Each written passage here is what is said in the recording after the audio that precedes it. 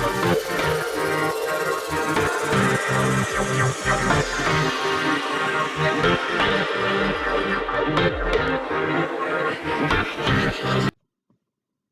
everyone and welcome to the first video of the second fixed stage, which will cover the method of pulling wires inside conduits. Before we delve into the installation procedures, let's know more facts about wires.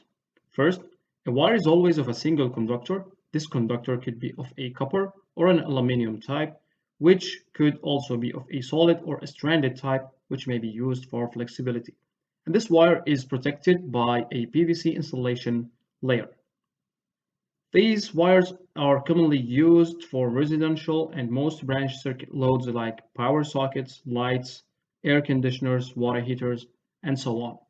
So this is how a wire looks like.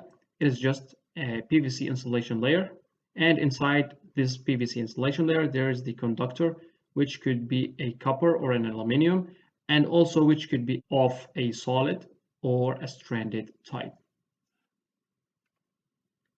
When pulling wires inside a conduit, you must consider a major factor, which is the filling ratio. So what is the filling ratio of a conduit? Well, it is the amount of a conduit's cross-sectional area that is occupied by wires or cables based on the cable outside diameter and the conduit inside diameter. So what does that mean? It really means that we cannot just irrationally stick some number of conductors or wires inside a conduit without taking into consideration the filling ratio. The filling ratio percentage must be calculated in accordance with the international standards and or the project's specifications. And according to the National Electric Code, Table 1, a maximum of 40% of conductors or wires is allowed to be filled inside a conduit for more than 2 conductors. Let's look here at this table, which is table 1 of the NEC, which states that if we are running one number of wire inside a conduit, so we can fill up to 53% of the cross-sectional area of the conduit. And if we are running 2 conductors inside a conduit, so we can fill up to 31% of the conduit's area. And also it is stated here that if we run more than 2 wires or conductors, which is what we mostly do to run, for example, wires for light and power circuits, which is represented by the line neutral and earth, then we can fill the conduit up to 40% of its total area. And as we can see over here in this picture, we need to comply with the standards over here to occupy 40% of the total area of the conduit, since they are more than 2 wires inside these conduits. The main reason behind considering the filling ratio is for protecting the insulation of wires when pulling them.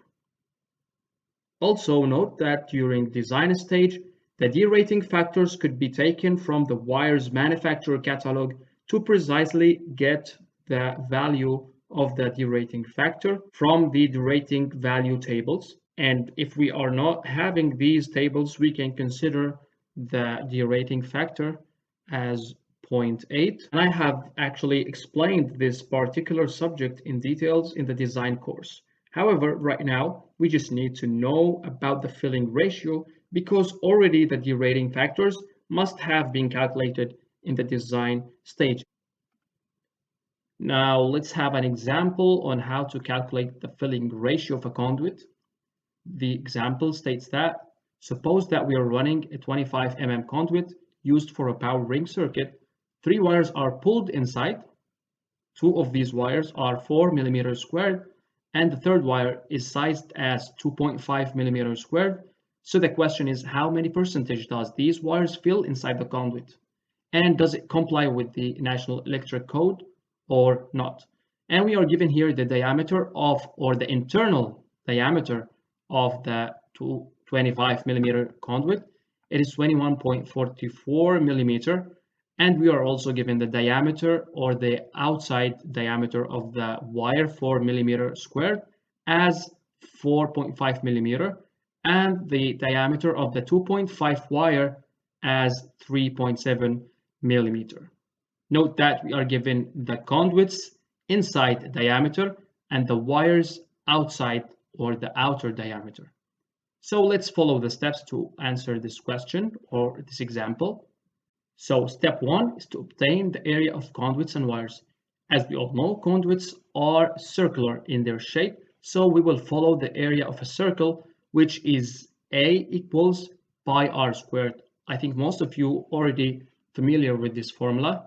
This formula could be also represented as pi d squared over 4. If we are having the diameter value, we can use this formula, for example.